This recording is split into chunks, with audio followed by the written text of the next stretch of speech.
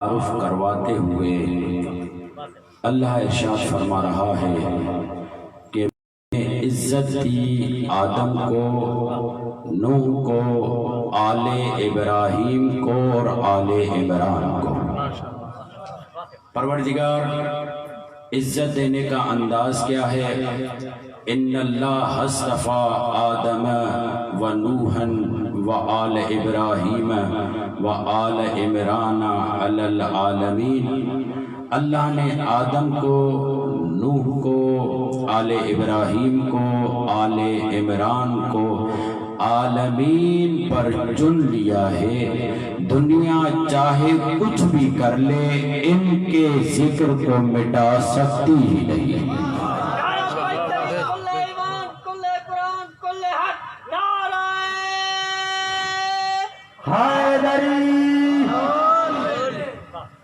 دنیا چاہے کتنی ہی کوشش کر لے، چونکہ اللہ نے انہیں مصطفیٰ بنایا ہے، اللہ نے انہیں مجتبی بنایا ہے، اللہ نے انہیں مرتضی بنایا ہے۔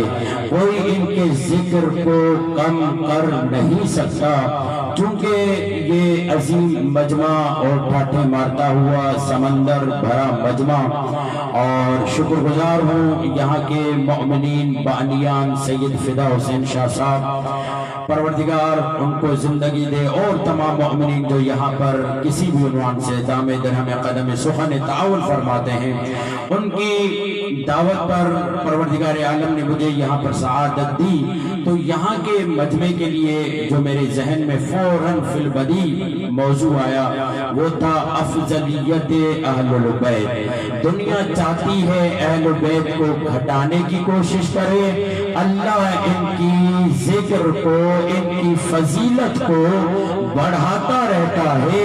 جہاں 6 مہینے توجہ چاہتا، جہاں 6 مہینے سورج طلوع نہیں ہوتا، وہاں بھی ذکر آل محمد کی فضیلت کا سورج شروع ہوتا ہے، طلوع ہوتا ہے۔ جہاں اندھیرا ہو وہاں بھی فضیلت آل محمد کا نور چمکتا ہے۔ تو ملا کی کیا مجال کہ ذکر آل محمد کو کام کر سکے؟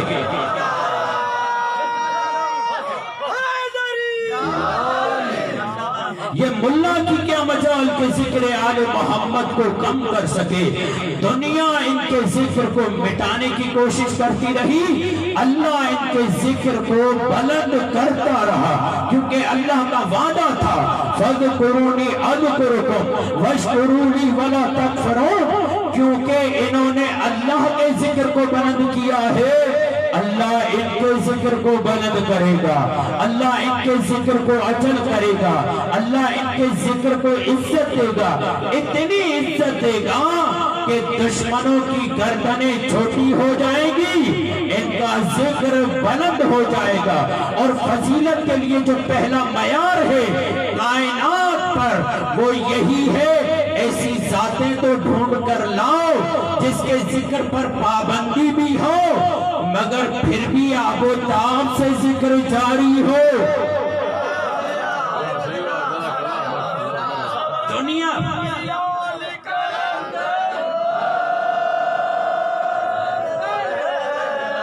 اچھا آگے والا آدھا حصہ جو ہے راضی ہے، پیچھے والے شاید ناراض ہیں۔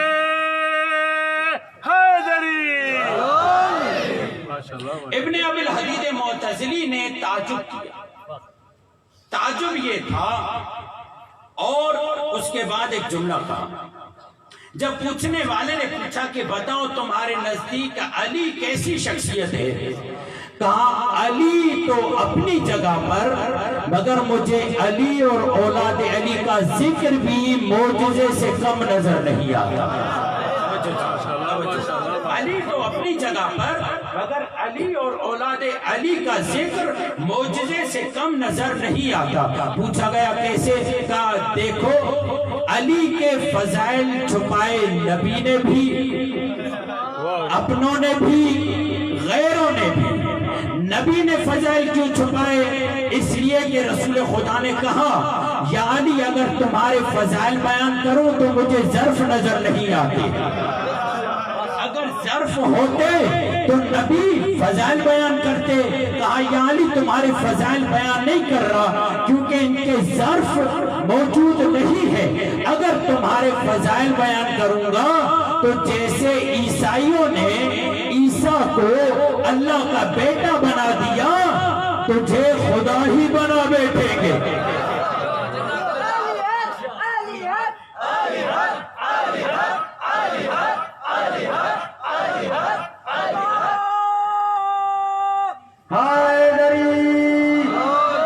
تجھے تو خدا ہی بنا بیٹھیں گے۔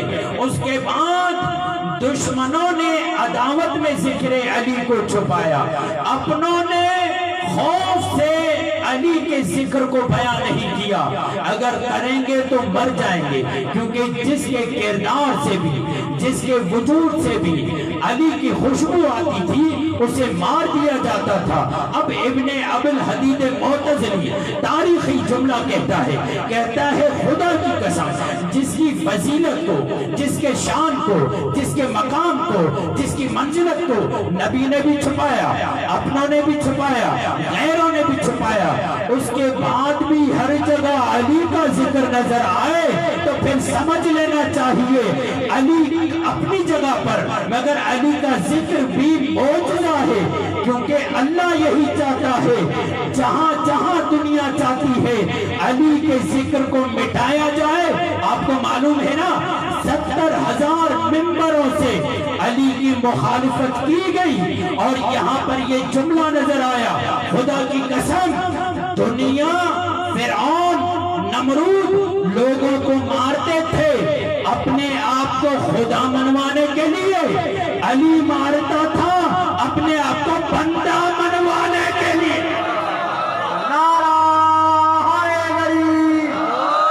اور اتفاق کیا ہوا؟ اتفاق یہ ہوا جب تک نمرود تھا لوگ خدا کہتے تھے، جب تک خدا کہتے تھے علی مارتا رہا کہ مجھے بندہ کہو، علی گئے یہی لوگ علی کو خدا بنانے کی سازش میں لگ گئے، مگر حسین نے کربلا میں آ کر بتایا میرا بابا خدا نہیں ہے، خدا کا بندہ ہے، ولایت کے اس مقام پہ پہنچا ہوا ہے کہ جب وہ سجدہ کرتا ہے تو کائنات رک جاتی ہے، اور خدا یہ جملہ کہتا ہے انا المتکبر، میں متکبر ہوں، تو فرشتے آواز بلند کرتے ہیں پروردگار یہ تکبر کی سزا تو تجھے اچھی نہیں لگتی، اب کیوں اپنے آپ کو متکبر کہہ رہا ہے؟ کہا دیکھتے نہیں بے نیاز بندہ مجھے سجدہ کر رہا ہے۔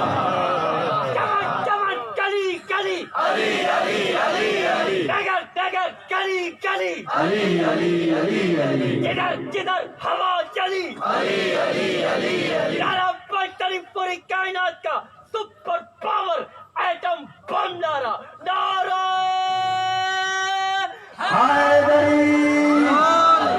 اور یہ یاد رکھیے ہر جگہ یہ پیغام دے رہا ہوں، نام علی پر ہاتھ اٹھا کر حمایتی نعرہ لگانا یہ صرف ملنگوں کی بات نہیں بلکہ مولائیت کی دلیل ہے۔ یا علی نہیں، سب نے ہاتھ نہیں اٹھائے، میں جملہ کہنا چاہتا ہوں اور یہ یاد رکھیے یہ جو ہاتھ اٹھانے کی بات کرنا اس کا مطلب یہ نہیں ہے کہ مولانا کی مجلس بہت اچھی ہو گئی، ہم تو ذکر مولا کرتے ہیں ان کی رضایت کے لیے، لوگوں کی رضایت کے لیے کیا کرنا ہے، لوگ راضی ہو جائیں نام علی پہ، یہ بھی بہت بڑی بات ہے، مگر یاد رکھو یہ جو علی کے نام پہ ہاتھ اٹھایا جاتا ہے نا یہ کوئی ہماری سنت نہیں ہے۔ مفتی محمد حنیف قریشی سے پوچھا گیا یہ علی ہی کے نام پہ ہاتھ کیوں اٹھتا ہے؟ تو کہا تم بھول گئے غدیر میں رسول نے علی کے ہاتھوں کو بلند کیا تھا، یہ مومنین دونوں ہاتھوں کو بلند کر کے دنیا والوں کو بتاتے ہیں اگر غدیر بھول گئے ہو تو آؤ ہم تمہیں غدیر یاد دلاتے ہیں۔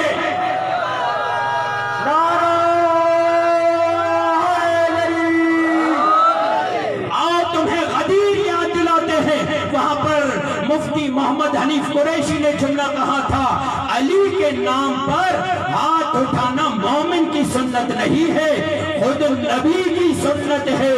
نبی نے علی کے نام پہ ہاتھ اٹھایا تھا، علی کے ہاتھ اٹھائے اپنے اور جملہ کہا من کنت مولا ہو فہذا علی مولا۔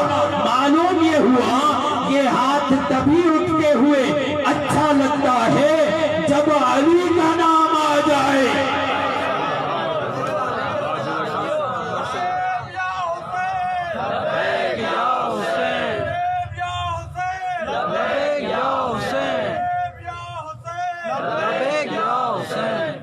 یہ فکر دینے جا رہا ہوں، یہاں مجلس میں آئے کیوں ہاتھ اٹھائیں؟ مولانا کیسی باتیں کر رہے ہیں، نام علی پہ ہاتھ اٹھائیں؟ کہا اس لیے کہ یہ حمایت کا ہاتھ ہے۔ توجہ، یہ جو آپ ہاتھ اٹھا رہے ہیں یہ حمایت کر رہے ہیں نام علی پر، ولایت علی پر۔ اور یہ ہاتھ کہیں اور بھی اٹھتے ہوئے نظر آتے ہیں آپ کو؟ جی آتے ہیں، مجھے تو آتے ہیں۔ کہاں؟ نماز میں اکبر اور تکبیروں میں ہاتھ اٹھائیں نہ اٹھائیں، پہلی تکبیر پہ ہاتھ اٹھاتے ہیں۔ جائیے ملا مولوی سے پوچھئے یہ کیا ہاتھ اٹھانا ضروری ہے؟ کیا یہ ہاتھ اٹھانا ضروری ہے؟ تو ملا مولوی یہ کہے گا بھائی اس لیے جب تم خدا کی بارگاہ میں آتے ہو حضور خدا کو محسوس کرتے ہو، پھر تم ہاتھ اٹھا کر کہتے ہو پروردگار میں اپنی جان لے کر آیا ہوں، میں اپنا سب کچھ لے کر آیا ہوں تیری بارگاہ میں لوٹانے کے لیے۔ یہ ہاتھ اٹھا کر میں ثبوت دے رہا ہوں اب جو کچھ تم نے مجھ سے لینا ہے لے لو، میں کوئی اعتراض نہیں کروں گا، کیونکہ تو ہی اکبر ہے، تو ہی بزرگ ہے۔ تو مسجد میں جا کر یہ اعلان کرتا ہے تو یہ دین تو ہمیں علی کے ذریعے ملا، یہ دین تو ہمیں حسین کے ذریعے ملا۔ ہم بھی ہاتھ اٹھا کر یہ جملہ کہتے ہیں مولا تیری بارگاہ میں آ گئے، جو لینا ہے ہم سے لے لے، جوانی چاہیے تو جوانی دیں گے، بڑھاپا چاہیے تو بڑھاپا دیں گے، مال چاہیے تو مال دیں گے، عزت چاہیے تو عزت دیں گے، اولاد چاہیے تو اولاد دیں گے۔ یہ نعرہ حیدری، یہ درس ہے نام علی اور نام حسین پہ ہاتھ اٹھانے کا، کہ جب بھی نام علی اور نام حسین پہ ہاتھ اٹھایا جائے تو دنیا والوں یاد رکھو غدیر کو مت بھولنا۔ یہی غدیر تھی جس نے اس انداز سے ہمیں نقش کروایا گیا، جب بھی کہیں بھی ہاتھ اٹھے، چاہے وہ نماز میں ہاتھ اٹھے، چاہے وہ مجلس میں ہاتھ اٹھے، تمہیں یاد رہے کہ غدیر تھی۔ اسی لیے مسجد کے ساتھ ممبر رکھا جاتا ہے۔ کیوں ممبر رکھا جاتا ہے؟ کہاں محراب کے ساتھ ممبر رکھو تاکہ مولوی کو یہ ممبر دے کر کوئی اور ممبر یاد آ جائے، کوئی اور ممبر یاد آ جائے۔ وہ کون سا ممبر تھا؟ رسول نے پالانوں کا ممبر بنایا تھا نا، سب کی چابیاں اپنے پاس رکھ لی تاکہ کوئی دور نہ جانے پائے، اور اسی ممبر پر مولا فہذا علی مولا کا اعلان کیا تاکہ جب بھی مسجد میں جاؤ محراب کے ساتھ ممبر دیکھو تاکہ غدیر بھولنے نہ پاؤ۔ درود پڑھیے محمد و آل محمد میں۔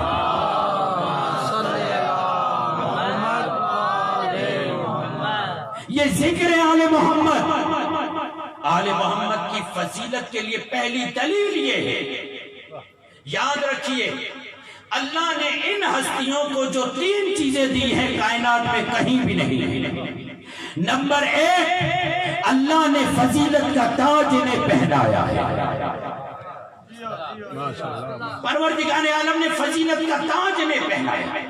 کائنات اگر فضیلتیں لینا چاہے، بلند سے بلند چیز بھی، اگر ستارہ چاہتا ہے مجھے فضیلت ملے تو در علی پہ آنا پڑے گا، اگر علم چاہتا ہے مجھے فضیلت ملے تو دست علی میں آنا پڑے گا، اگر کوئی شخص چاہتا ہے مجھے فضیلت ملے تو جوڑیے زہرا کو بوسہ دینا پڑے گا۔ ہمارے نزدیک وہی با فضیلت ہے جس کو اہل البیت قبول کرے۔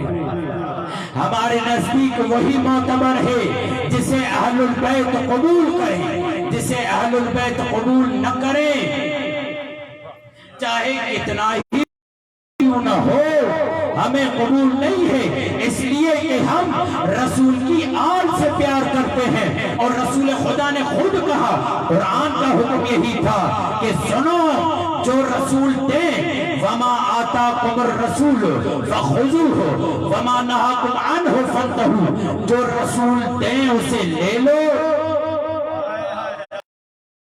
اس سے رک جاؤ۔ تو یا رسول اللہ اب ہمیں کیسے پتا چلے کہ کس کو لینا ہے کس کو چھوڑنا ہے؟ تو رسول خدا نے فوراً معیار بتایا۔ وہ معیار کیا تھا؟ وہ معیار اہل البیت تھے۔ فوراً رسول خدا نے یہ جملہ کہا، انی تارک فیکم الثقلین کتاب اللہ وعطرتی اہل بیتی، میں تمہارے پاس دو چیزیں چھوڑے جا رہا ہوں، قرآن اور اہل بیت۔ جسے اہل بیت لے لے اسے قبول کرو، جسے اہل بیت چھوڑ دیں اسے چھوڑ دو۔ تو رسول خدا نے دوسرا فرمان کیا جاری کیا؟ رسول خدا نے دوسرا فرمان جاری کیا، الفاطمۃ بضعۃ منی من اغضبها فقد اغضبنی۔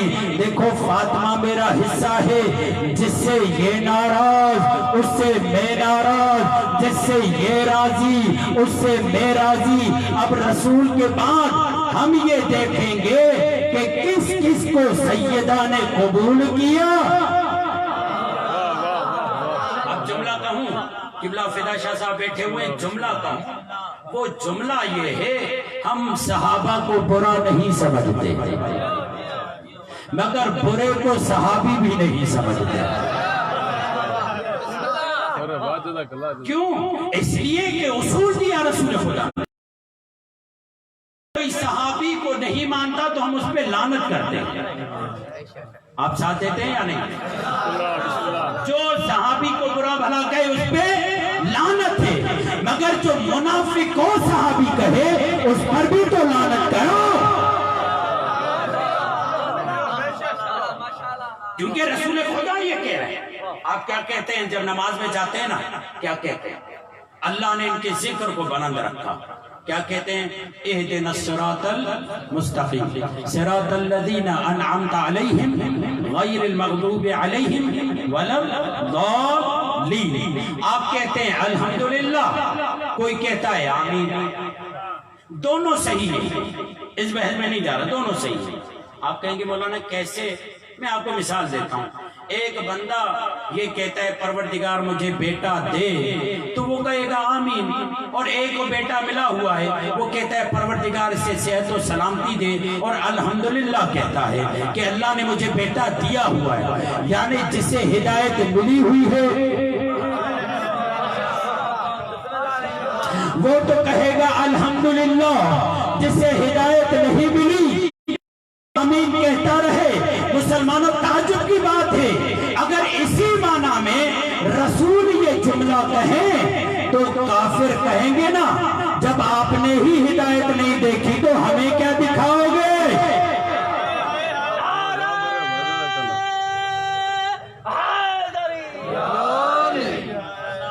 پریشان تو نہیں ہو رہے؟ مجھے پریشان ہونا چاہیے۔ اہدنا الصراط المستقیم، اور اگر آپ الصراط اور المستقیم کے حروف کو گنیں گے، تعداد کریں گے تو 14 بنے گی۔ یعنی قرآن یہ بتا رہا ہے صراط مستقیم 14 کا راستہ ہے، کسی اور کا نہیں۔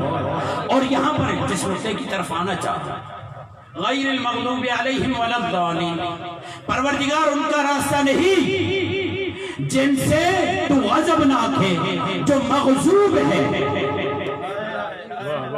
اس غیر المغضوب علیہم ولا الضالین، مغضوب سے جو چیز جدا کرتی ہے وہ غیر، اور غیر کے حروف کتنے ہیں؟ غین یہ رے 3 حروف ہیں، یعنی مغضوب سے 3 حروف جدا کرتے ہیں۔ اور یہ مغضوب ہے کون؟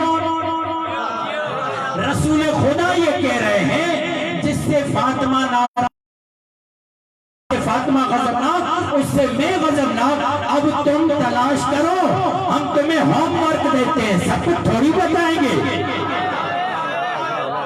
ہم سب کچھ تھوڑی ہی بتائیں گے، کچھ حالات ہوتے ہیں، کچھ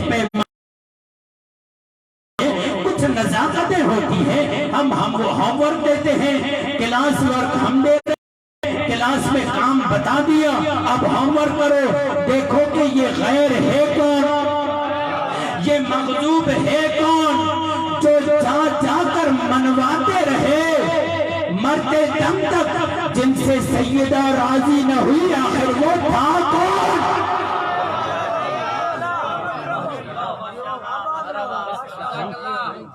کیونکہ رسول یہ کہہ رہے ہیں وَمَا آتَاكُمُ الرَّسُولُ فَخُذُوهُ وَمَا نَهَاكُمْ عَنْهُ فَانْتَهُوا، اور جو رسول کی بات کو قبول کرے گا، یہ اصول ہے، یاد رکھیے، ان شکرتم لازیدنکم، اگر آپ شکر کرو گے تو اللہ نعمتوں میں کیا کرے گا؟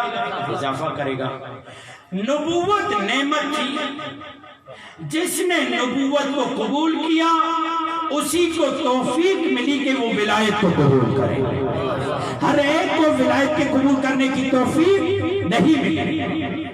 بھائی بہت سارے افراد اور دوستان کہتے ہیں ہم اہل البیت کو مانتے ہیں، دیکھیں بات چل رہی ہے کہ اللہ نے ان کے ذکر کو جو بلند رکھا ہے، یہ ان کے ذکر کو بلند رکھنا ہی ان کی افضلیت کا معیار ہے۔ اللہ نے ان کے ذکر کو بلند اس لیے رکھا ہے کیونکہ یہ با فضیلت ہے، اگر با فضیلت نہ ہوتے تو ان کا ذکر بلند نہ ہوتا۔ نعرہ حیدری، لبیک یا حسین، یا حسین، لبیک یا حسین، نعرہ حیدری، بر محمد و آل محمد صلوات۔ ولایت کو قبول کرنے کی توفیق انہیں ہوئی جنہوں نے نبوت کو قبول کیا۔ اگر حارث بن نعمان فہری صحیح طور پر نبی کو نبی قبول کرتا تو ولایت پہ اعتراض ہی نہ کرتا۔ ولایت کو، اہل البیت کو قبول وہ کرے گا جس نے صحیح طور پر نبی کو قبول کیا۔ اسی لیے کہتے ہیں ہم اہل البیت کو مانتے ہیں۔ میں نے کہا کیسے مانتے ہیں؟ جب نبی کے ساتھ نام لیتے ہیں تو کہتے ہیں صلی اللہ علیہ وسلم، وآلہ کیوں نہیں کہتے؟ اگر آپ کہتے ہو اہل البیت کو مانتے ہو تو صلی اللہ علیہ وآلہ کہا نہیں، ہم صلی اللہ علیہ وسلم کہیں گے۔ پتہ چلا کہنا اور ہے، ماننا اور ہے۔ تم کہتے تو ہو مگر مانتے نہیں، جب ہم مانتے ہیں تو صلی اللہ علیہ وآلہ وسلم کہتے ہیں۔ یہی وجہ ہے رسول خدا یہ جملہ کہتے ہیں لا تصلوا علی البدر، خبردار مجھ پر تم کٹی صلوات مت پڑھو۔ پوچھا گیا یا رسول اللہ یہ دم کٹی سلوات کون سی ہوتی ہے؟ کہا جس سلوات میں میری آل نہ ہو وہ دم کٹی سلوات ہے۔ کیا جملہ کیا توجہ، پھر توجہ فرمائیں، لا تصلوا علی البتر، بترا لفظ کہیں سنایا؟ یاد دلا دو کیا پڑھتے ہیں؟ بسم اللہ الرحمن الرحیم، پڑھیں انا اعطینا کل کوثر فصلی لربک وانحر ان شانئک والابتر، ابتر سے ہے بترا، یعنی ابتر سلوات۔ ابتر کا کیا مطلب ہے؟ رسول کا دشمن بے نام و نشان رہے گا۔ ابتر یعنی رسول کا دشمن بے نام و نشان رہے گا۔ اب یہیں پر فیصلہ ہو گیا، جو ابتر والا ہے وہ بغیر آل کے درود پڑھتا ہے، جو کوثر والا ہے وہ آل کے ساتھ درود پڑھتا ہے۔ رسول کا فرما رہے ہیں لا تصلوا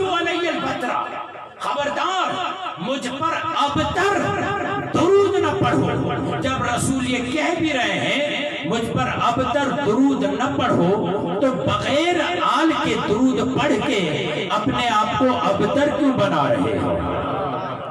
ابتر وہ جو بے نام و نشان ہے. تو رسول خدا. اور یہ دیکھیے اب یہ درود پہ بات آ گئی تو سن لیجئے. امام رضا علیہ السلام درود پڑھیے. اللہ نے ان کے ذکر کو باقی رکھا. کیوں؟ اس لیے کہ یہ با فضیلت زوات ہے. کائنات میں ان سے بڑھ کر کوئی فضیلت والا ہے ہی نہیں. یہ ذکر کا ہونا بتا رہا ہے یہ بڑی با فضیلت زوات ہے. پہلا تاج اللہ نے ان پر فضیلت کر رکھا. مولا رضا یہ فرماتے ہیں اللہم اے میرے پروردگار تو درود بھیج اس پر جس کی وجہ سے تو نے نماز کو با فضیلت بنایا ہے. شرفت الصلاۃ بالصلاۃ علیہ اس کی وجہ سے تو نے اپنی نماز کو شریف بنایا. کیسے شریف بنایا؟ درود کی وجہ سے. اللہم صلی علی من شرفت الصلاۃ بالصلاۃ علیہ. پروردگار تو اس ذات پر درود بھیج جس کی وجہ سے تو نے نماز کو جب اس کا نام جب درود آتا ہے تو وہ نماز شریف سے اشرف ہو جاتی ہے. پھر شاید میں اچھا ترجمہ نہیں کر رہا. پھر سنیں اللہم صلی علی پروردگار درود بھیج کس پر؟ اللہم صلی علی من شرفت الصلاۃ جس کی وجہ سے تو نے نماز کو اشرف بنایا ہے. شرفت الصلاۃ بالصلاۃ علیہ کس کے ذریعے نماز کو اشرف بنایا؟ اس کے ذریعے کہ جب نماز میں اس پر درود بھیجا جاتا ہے تو نماز اشرف ہو جاتی ہے, نماز بزرگ ہو جاتی ہے. یہ تو امام رضا کا فرمان تھا. اگر نماز میں درود پڑھتے ہیں تو نماز اشرف ہو جاتی ہے.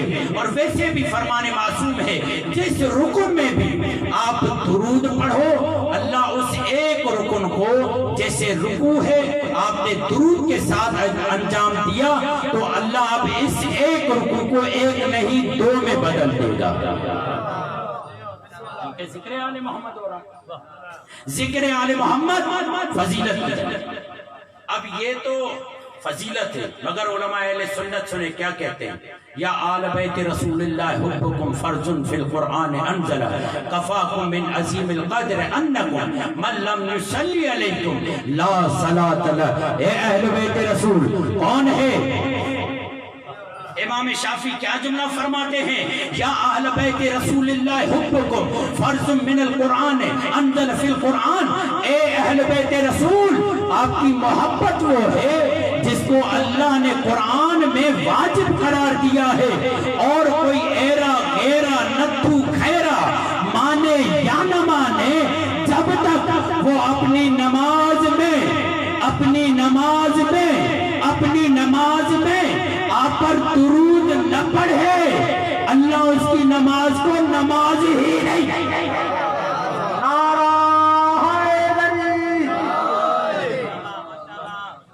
اللہ اس کی نماز کو نماز نہیں سمجھتا.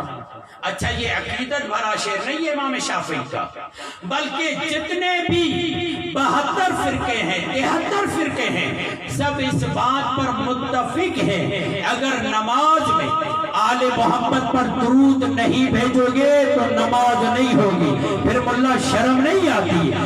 نماز میں جس پر درود نہ بھیجنے کی وجہ سے اللہ نماز کو قبول نہیں کرتا پھر اللہ تمہارا حج کیسے قبول کرے گا؟ اللہ تمہاری عبادت کیسے قبول کرے گا؟ کیوں؟ اس لیے کہ نماز ڈھانچے کا نام ہے, محبت اہل بیت اس کی روح کا نام ہے.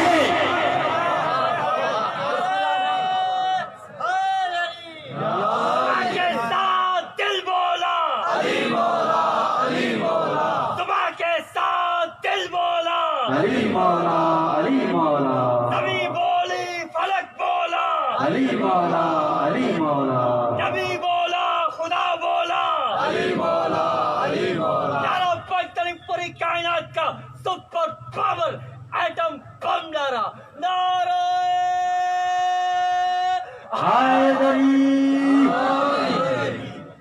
توجہ ہے میرے کو؟ بسم اللہ دوستو، اللہ نے ان کے ذکر کو اتنی فضیلت دی۔ عبادتوں کی معراج کیا ہے؟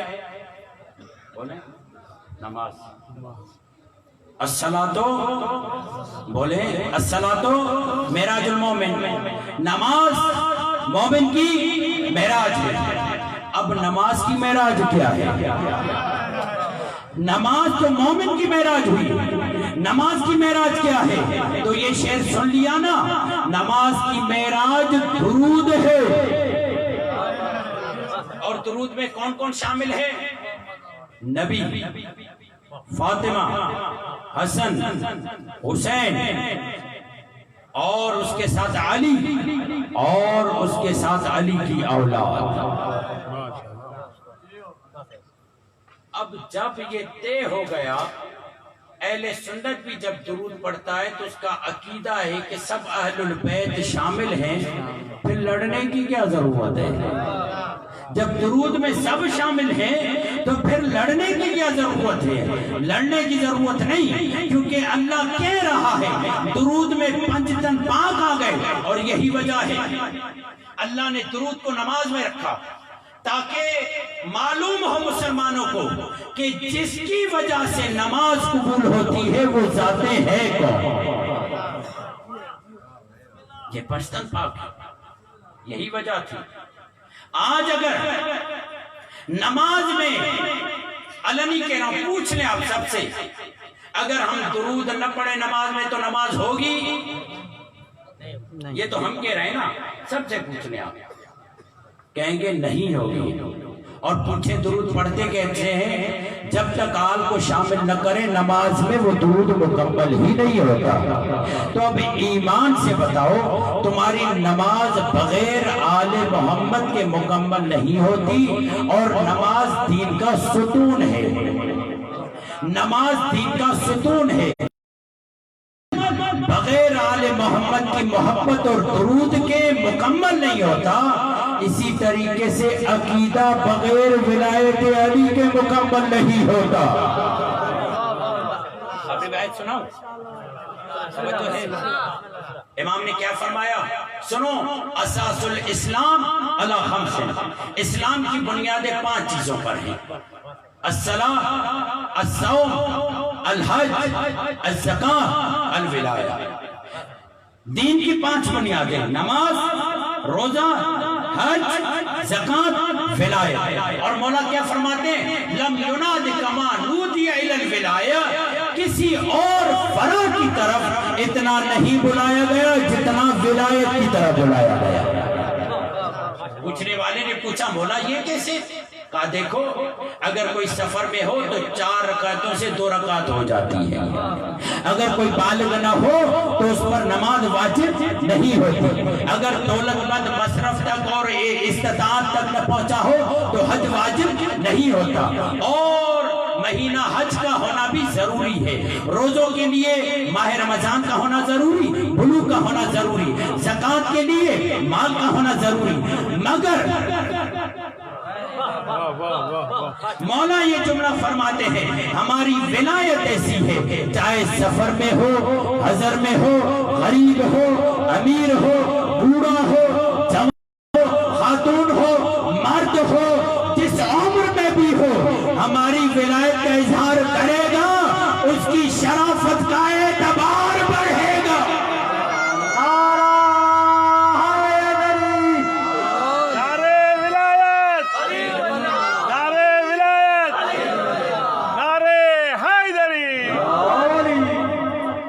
ہماری ولایت کا۔ اور اسی لیے یہ جو بچے نعرے لگاتے ہیں نا یہاں پر، یہ بچے نعرے لگا کر بتاتے ہیں کہ نماز بلوغ کے بعد واجب ہوتی ہے، روزہ بالغ ہونے کے بعد واجب ہوتا ہے، حج استطاعت کے بعد واجب ہوتا ہے، یہ تمام فروعات بعد میں واجب ہوتی ہیں۔ ولایت علی تو وہ چیز ہے ماں کی گود میں آئے نہیں تو اتنی زبان سے یا علی کہنا شروع کر دیا، جب یہ یا علی کہتا ہے ماں خوش ہو جاتی ہے، میری شرافت کا اعتبار جو بڑھ رہا ہے، دنیا کہے گی اس نے خیانت نہیں کی۔ بھائی میں جملہ نہیں کہہ رہا، رسول خدا کے صحابی یہ کہتے تھے، اُنّا نبور اولادنا بے حب علی ابن ابی طالب، ہمیں شک ہوتا تھا یہ ہمارا ہے یا ہمارا نہیں ہے، ہم اٹھاتے علی کے سامنے لے جاتے، علی کو دیکھ کر خوش ہو جاتا تو ہم بھی خوش۔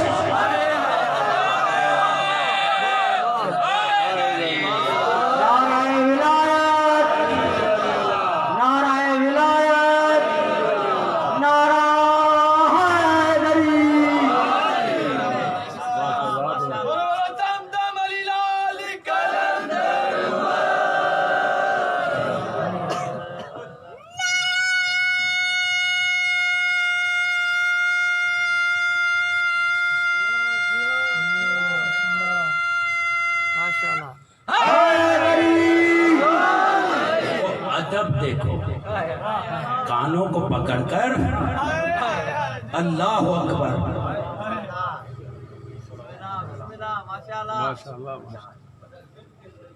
بر حبیب خدا ختم الانبیاء بلند تر صلوات، علماء حق کے صحت و سلامتی اللہ بلند تر صلوات۔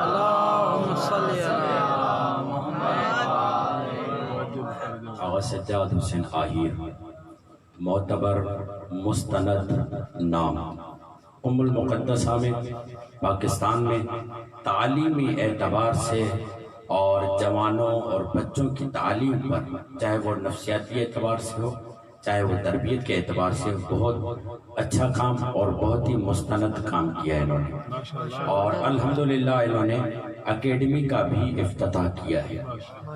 یہی قریب میں قبلہ کی بزرگواری ہے، یہاں پر آئے ہوئے ہیں، درود پڑھیے محمد والے محمد۔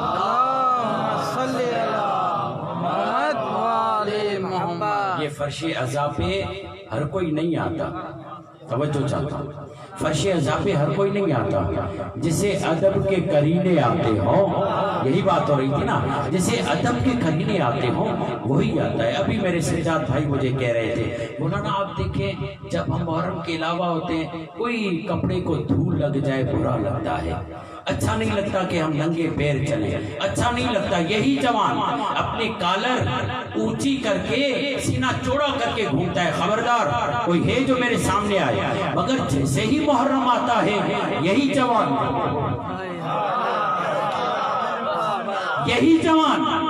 دنیا والوں کو بولتا ہے اب نام حسین آ گیا، اب کیسی جوانی، اب جوانی کے جوہر نہیں دکھانے بلکہ علی اکبر کی سیرت پر عمل کرتے ہوئے فرش عزا میں آئے گا، باوضو ہو کر آئے گا، اپنے آپ کو پاک و پاکیزہ بنا کر آئے گا، ادب کے ساتھ آئے گا، علم کو بوسہ دے گا۔ ابھی آپ نے دیکھا بچے کی عمر کیا تھی، 7، 8، 10، 11 سال تک ہوگی نا، جب یہ نام علی لے رہا ہے تو اپنے کانوں کو پکڑ کر ادب کے ساتھ نام علی لے رہا ہے۔ یہ کس نے ادب سکھایا؟ یہ ماں نے ادب سکھایا، یہ باپ نے ادب سکھایا، یہ بھائی نے ادب سکھایا، یہ عزادار نے ادب سکھایا۔ سن لو، یہ عزاداری ہمیں ادب سکھاتی ہے، بدتمیزی نہیں۔ یہ فرش عزا ادب کا فرش ہے، یہاں پر ہم ادب سیکھتے ہیں، اور یہیں سے میں متصل ہوں گا کہ یہ ادب ہے کہ جب بھی مولا عباس حسین مولا کے سامنے آتے تو نظروں کو جھکا کے رکھتے تھے۔ یہ ادب تھا نا، یہ ادب تھا۔ جناب ام البنین کے لیے یہ جملہ ہے، جناب ام البنین کے لیے جملہ ہے، جب علی کی زوجہ بن کر آئی تو شادی کا جوڑا نہیں پہنا، پوچھا گیا اے آقازادی آپ نے شادی کا جوڑا کیوں نہیں پہنا؟ ادب دیکھیں، کہا شادی کا جوڑا اس لیے نہیں پہنا میں علی کی زوجہ بن کر نہیں حسنین کی کنیز بن کر آئی ہوں۔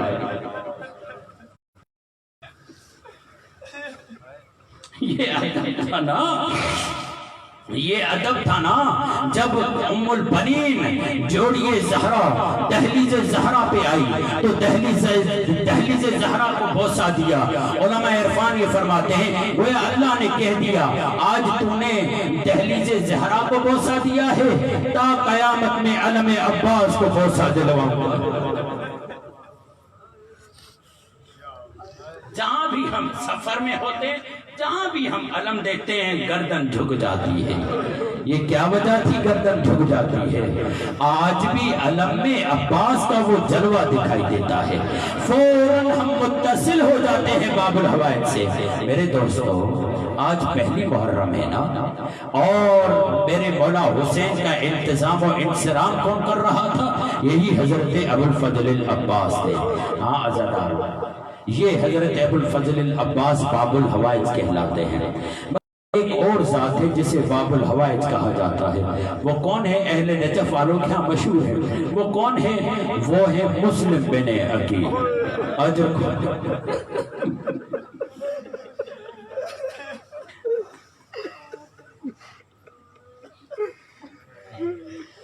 کربلا کا پہلا شہید، اس کی دلیل کیا ہے؟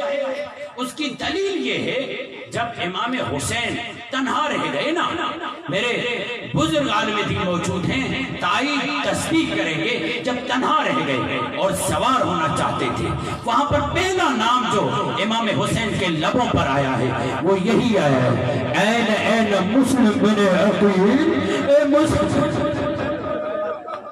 اجرکم علی اللہ، اجرکم علی اللہ، رونے میں شرمایا نہیں کرو۔ یہی وہ زمان ہے نا، باہر کسی میں مجال نہیں کہ اس کے آنکھوں میں آنسو لا دے، مگر یہ نام حسین ہے جس میں یہی حقیقت ہے۔ تمہارے ہاتھ آزاد ہیں کہ سکینہ سے پوچھو، جب بابا کہتی تھی کوئی تماچا مارتا تھا کوئی تعزیہ نہ، تم آزاداری بھی کر تم سینے پر ہاتھ بھی مار سکتے ہو، سکینہ کو یہ اجازت نہیں تھی۔ میرے مولا حسین نے کیا کہا؟ این این مسلم بن عقیل، اے مسلم بن عقیل کہاں ہے؟ اپنے مولا کو سوار نہیں کرائے گا، اے عباس کرائے گا۔ مولا کا یہ جملہ بتا رہا ہے، مولا مسلم کو کربلا کے شہداء میں شمار کرتے ہیں، اور یہ کیسا غریب کوفے میں شہید ہوا ہے۔ اس انداز سے جب حسین کے سفیر نے نماز پڑھائی اور نماز پڑھانے کے بعد جب اختتام ہوا تو چند گنے چنے افراد رہ گئے۔ عالم تنہائی، نیا علاقہ، گلیوں سے آشنائی نہیں، وہ جو چند گنے چنے افراد رہ گئے انہیں بھی اپنی خواتین آ کر لے گئے۔ یہ بھٹکتا تلاش کرتا ادھر ادھر جاتے ہوئے ایک دروازے کے سامنے بیٹھ گیا۔ بیٹھنا تھا کہ ایک خاتون باہر نکلی، کہا اے جوان کیوں بیٹھا ہے؟ کوفے کی فضا اچھی نہیں ہے، چلے جاؤ یہاں سے۔ جناب مسلم بن عقیل نے جملہ کہا، جو غریب ہو وہ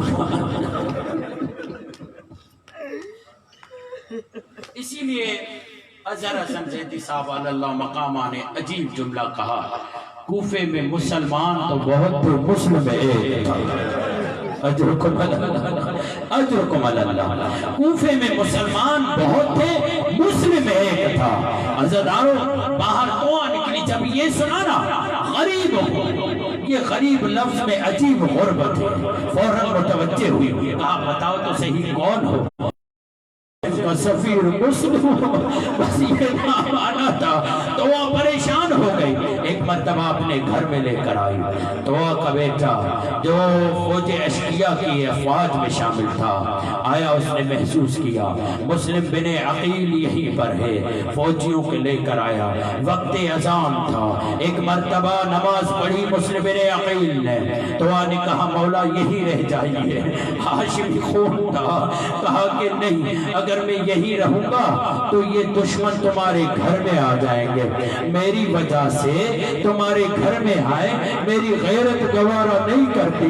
میں کہوں گا مسلم آج یہ چاہتا ہے یہ امتی کے گھر میں کوئی اور امتی نہ آئے, مگر آنا کربلا میں دیکھنا زینب موجود ہوگی, ام کلثوم موجود ہوگی, خیموں کو جلانے والے جلا رہے ہوں گے, لوٹنے والے لوٹ رہے ہوں گے, اور یہ کہیں گے ان کا کوئی نہیں رہا, جو لوٹنا ہے لوٹ لو. اجرکم علی اللہ, ولا کوئی غم نہ دے سوائے غم حسین کے. عزادارو یہی تو سب سے بڑا غم ہے جو ہمیں جلاتا ہے, جو ہمیں زندہ رکھے ہوئے ہے. قبر میں یہی غم ہے جو ہمیں نور بن کر ملے گا. عزادارو ایک مرتبہ یہ کڑیل علی کا سپاہی بڑھا, فوج اشقیہ بڑھی. ایک مرتبہ ابن اشعث نے کہلوا کر بھیجا اور افواج بھیجو, کہا ایک ہی مسلم ہے, کہا تمہیں نہیں معلوم یہ علی کا شہر ہے, ارے آسانی سے قبضے میں نہیں آتا. اور ایک مرتبہ ہیلا گروں نے ہیلا کیا, جناب مسلم کو چاروں طرف سے گھیر لیا, جناب مسلم کو دارالامان کی چھت پہ لے کر آئے. پورا مکالمہ میں نے چھوڑ دیا, مگر ایک مکاشفہ پڑھنا چاہتا ہوں جو علماء عرفان بیان کرتے ہیں. عزادارو جب دارالامان کی چھت پر آئے, امام حسین ایک منزل پر رکے ہوئے ہیں کوفے کی طرف آنے کے لیے. معلوم ہے جب امام حسین آ رہے تھے راستے میں رک گئے. رکنے کا انداز ایسا تھا کہ بہن زینب آگے بڑھی, جب بات چیت ہوئی دونوں رونے لگے, بھائی بھی رونے لگا, بہن بھی رونے لگا. عباس قریب آ کر کہتا ہے اگر برا نہ مانے کچھ غلام کو بتائیں گے کہ یہ بھائی بہن کس بات پہ رو رہے ہیں. ارے ماں سے وعدہ کیا ہے میری زندگی میں دونوں رونے نہ پائیں. کہا عباس مسلم ہم سے جدا ہو رہا ہے, کہا مولا دکھائیے گا ذرا. ایک مرتبہ اعجاز امامت سے انگوش کو کھولا, اب کیا دیکھا دارالامان کی چھت ہے اور چلنا تلوار لیے بیٹھا ہے, مسلم کے سر پہ مارنا ہی چاہتا ہے. مولا عباس نے, یہاں پر علماء مکاشفہ بتاتے ہیں, مولا عباس نے قدموں میں سر رکھ کر یہ جملہ کہا, ہاتھ رکھ کر یہ جملہ کہا, مولا مجھے اجازت دیجئے ابھی کے ابھی معجزاتی طور پر مجھے دارالامان پہنچا دیجئے. کہا عباس یہ لڑنے کا وقت نہیں ہے.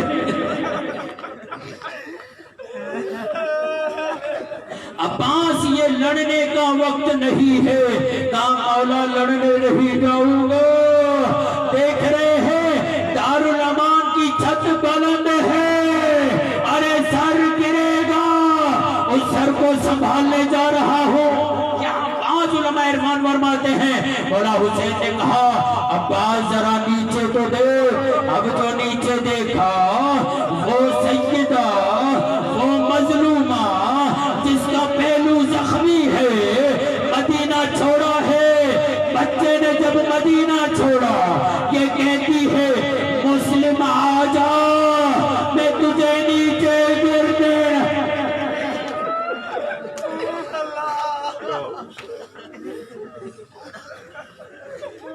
الا لعنت اللہ علی قوم الظالمین, فسيعلم الذين ظلموا أي منقلب ينقلبون. ماتا یا حسین, یا حسین, یا